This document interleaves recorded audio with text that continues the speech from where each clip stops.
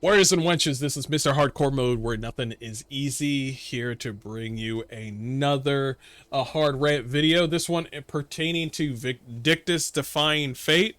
One of the reasons that I want to talk about this is the fact that as much as I enjoy a good story, as much as I enjoy beautiful, attractive, or cool looking fucking characters, what I also care about is excellent gameplay and combat. I really care about this. And you might be looking at this thing right behind me and thinking this combat is great.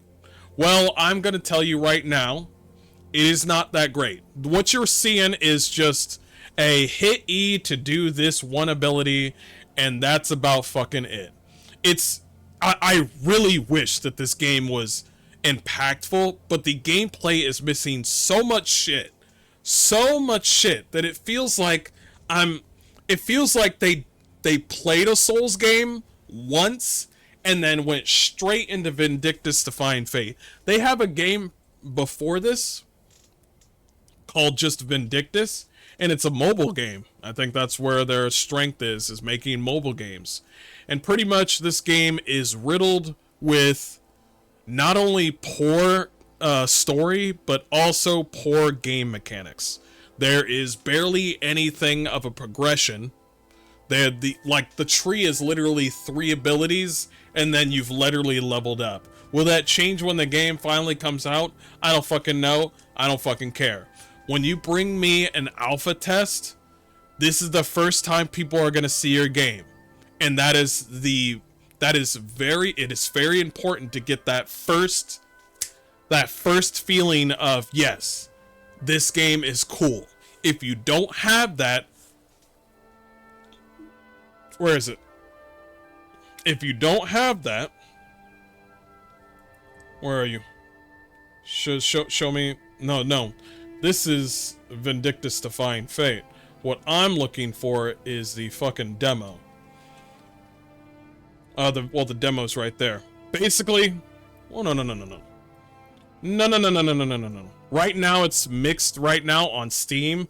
I don't know why it's not showing the score on here, but it's mixed. And because people are upset with how the game functions. I'm going to tell you what I feel like, what I played, and I'm going to tell you what I enjoyed, and then I'm going to tell you what I disliked, because this reminds me of the first Descendant. Beautiful characters, the most boring, dull combat I've ever fucking seen. Basically the same thing. It's like they know how to design a world, they know how to make beautiful characters, and then they stop. They stop right there. They don't focus on story. They have amazing voice actors, but the voice actors are being held back by the lackluster story. But let me go ahead and do this. First thing that I notice, the characters, you don't make your own character. Each character is kind of like a hero of some sort. You have the dual wielding sort of duelist guy. You got a sword and shield lady. You have another lady with a giant greatsword, and you have a muscular dude with a giant totem that he holds on to. And that is pretty much it.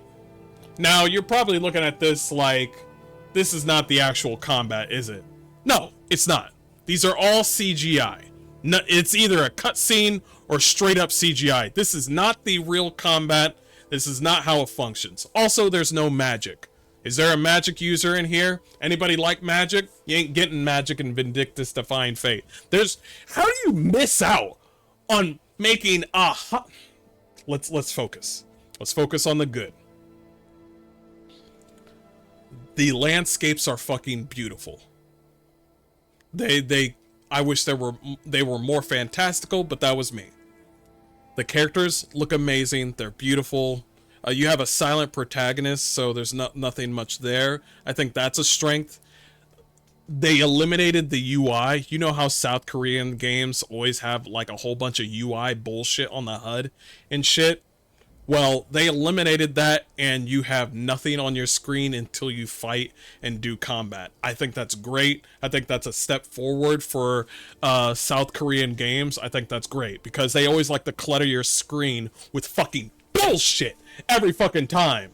You're fighting enemies. Guess what? The store is right on the top right of your screen. You're doing a boss battle. Guess what? The store is right on top of your fucking screen, right over there. You're doing all this shit, and it's just like, hey, just let you know the store is right up there. It's just, I'm glad that that's a good change here. The cutscenes in this game are great. The voice actors are great, and the boss battles. The boss battles are actually pretty great. I'll give them that. That's it. That was the good. Now let's focus on the bad of Vindictus Defying Fate. The combos are lackluster. The abilities don't add oomph to the combat. They don't have it feels like you're fighting paper. It has no weight to the abilities. The progression of your abilities and your character, there's no substance. There's no making builds in Vindictus Defying Fate, and I don't think you ever will. There's no like, maybe I could do a fire build, or like, you know, like an all like tanky build. No. You have your skill tree is 4 things. I put 3 up. Shut the fuck up. There were only 4 things. And I was just like, what the fuck is this, man? By the way, they were using the same fucking UI or progression icons as Black Myth Wukong, which I thought was funny. The other thing, the enemy variety. You fight 2 things in this game. No, 3 things. I apologize. A boar, a wolf, gnolls, more gnolls. That's it. By the way, you want to know the mini bosses for gnolls? Another gnoll. You want to know the last boss for gnolls? A gnoll. I'm sorry, I apologize. It was a bigger gnoll. It was red this time. He had a giant hammer. That's it. That's it. That's all you get. There was a gnoll that had a bow and arrow, and then there was a gnoll that had a sword. That's it. Nothing else. I think I saw a gnoll have a boar like that one time, but that was it. There was nothing else. Like it gets tiring very, very quick. Another thing, performance issues. That can be fixed. Performance issues can be fixed. I'm okay with performance issues on an alpha test. We can move past that. The combos. Like I already mentioned the combos. Let's just keep moving on. The microtransactions. Listen, you don't change the way your character looks with loot. There is no loot in this game. The only thing that's in this game is little gems, ability points. This black thing, this weird red ball, this charcoal, all these things that you, honestly, when you play this alpha test on your own, you're not going to remember a goddamn thing that you pick up. It is a lackluster game of loot. How do you do that to gamers? You know, there are 2 things that gamers like. Attractive characters. Boom, you did it. You did it. Awesome. You did that part. You know what players also like? Builds. Builds and loot. They can't make builds if you don't got any loot. How do you do that? How do you do that? It's like, oh shit, I need to go to the... You open up a fucking chest. There are no moment in this game where you open a chest and you get a sword. You open a chest and you get a fucking, like, hammer or a broadsword. Or maybe you don't want your sword to have a... Maybe you don't want your sword and shield lady to have a sword. Maybe you want a hammer instead. No. You have a sword the whole fucking time. And then all you do from this point onwards is get the same weapon as anybody else that uses that hero. You move up from sword level 1 to sword level 5, and then you look at your friend and he's got the same shit. And you're just like, there is no build variety whatsoever. Now I know why your first game, Vindictus, failed. Now I know why. I know why it has mixed reviews. It's because you're failing to hear the fans. I'm pretty sure your fans are really pissed right now, where they're just like, I appreciate you bringing up the graphics, but can we get some build variety? Can we get some magic? Can we get a ranged person up in here? There's probably going to be a bow and arrow character sooner or later, but I'm surprised you brought out the alpha test and your only options was big muscular black dude with a totem, a great sword lady, a sword and shield lady, and a double sworded guy. That was it. You couldn't find one ranged guy out of that whole section. Are you fucking retarded? This is crazy. And also the story. How are you supposed to bring people in? Do not tell me, oh shit, they skipped the prologue. I bet your prologue was trash too. I bet since in the alpha test they said we skipped the prologue, your prologue was probably shit too. All I heard people say was, oh man, you saved a girl who was the Oracle from enemies, and then you sent her home. Wow, that's an amazing story. That's an amazing story. That's straight out of some old school JRPG. Anything else that happens? Like, I don't know, like an evil emperor or something like that? Or, like, you're not gonna do this whole thing where it's like, the darkness. Watch out for the darkness. Oh, shit.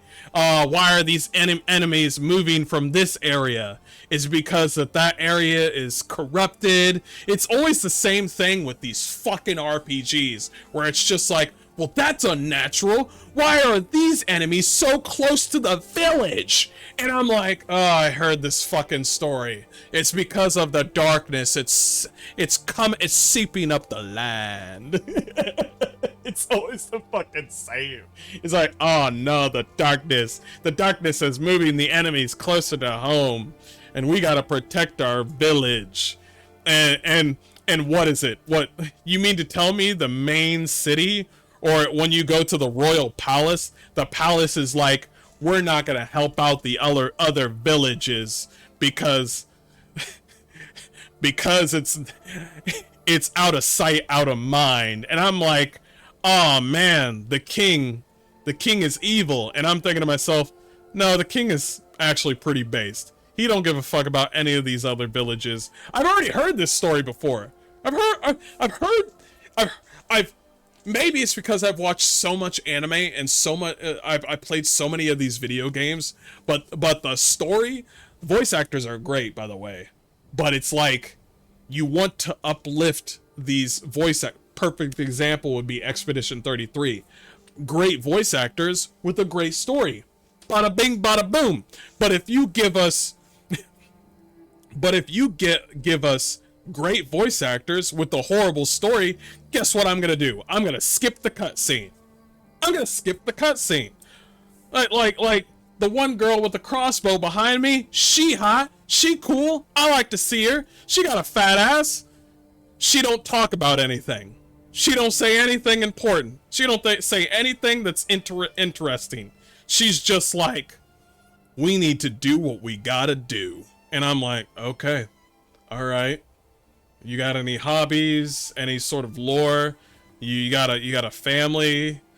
And then she's just like, I think she had a story later on where she's like, I got protected by a monster one time, but I forgot about it. And I'm just like, wow. That's great. That's an amazing story. All in all, what I'm saying is that, see, this is why I don't trust South Korean games, because this is the one South Korean game that another South Korean game with poor combat, but this is another one of those South Korean games that know how to design characters that people want, and then that's it. That's it. Their focal point is the microtransactions. You want your character to look. No, I don't have it. I was gonna show you my character, but I uninstalled it. You want your character to look like a complete slut? You can. Do you want to do anything else in the game? No, you just want to look at your character all day. Exactly. The jiggle physics, they work their fucking ass off on the jiggle physics. You want to know how I know they work their ass off on the jiggle physics? I put my girl breast size all the way fucking up. Ass all the way fucking up. And then there was another character that did the same thing. That did the same exact thing, because I was like, bro, of course. There was no other option. And then I accidentally bumped into his character, and I guess it had, I guess there was a bit of, like, there's a physicality. You can bump into other characters in the game. But here's the funny thing is that your tits or anybody that's touching your character can actually interact with the tits. So you can bump into them and actually hit one of the tits. So what I did was I hit my character's tits on her tits, and they actually reacted perfectly to each other. Right titty, I hit her left titty. Left titty, I hit her right titty. And it was so in sync. But they don't do that in the fucking combat. I dodge, and I still get hit. The lock system is trash. But for some odd reason, the titty physics is on point. They said, are the jiggle physics done, sir? Yes, they're done. You can stop working now. The game will come out tomorrow. And I'm like, what? That's it? So, as much as I appreciate what South Korea does, you all need to fucking figure out what to do. Because for some odd reason, South Korea knows how to make beautiful characters in a fucking video game and then stop. But when it comes to South Korean drama and action, they know how to make a story. They know how to make... Have you seen period pieces for South Korean dramas? They're so fucking good. It's like, yo, we don't like to make stories in our video game. And I'm like, why don't you go talk to one of the people that do South Korean films and make a good fucking story? And for some, like the people that work on film in South Korea are just like, oh, I got a really good story. And then I end up watching all of it. But the people that work on video games are just like some knights, a mercenary, some gnolls. You fight the gnolls, you win, panty shot. And I'm like, what? So I implore any developer, especially South Korean devs, to really, especially Vindictus dev team, this is a message out to you. You really need to not only double down, but triple down on your combat. We're about to play Stellar Blade. I played the Stellar Blade demo with you. Not only did I get ass and titties, I also got good gameplay. So that's a South Korean development team. You guys need to talk to each other and be like, yo, bro, how do I make a good game? And then the South Korean team in fucking Stellar Blade's like, well, what kind of abilities do you got? What kind of progression do you have?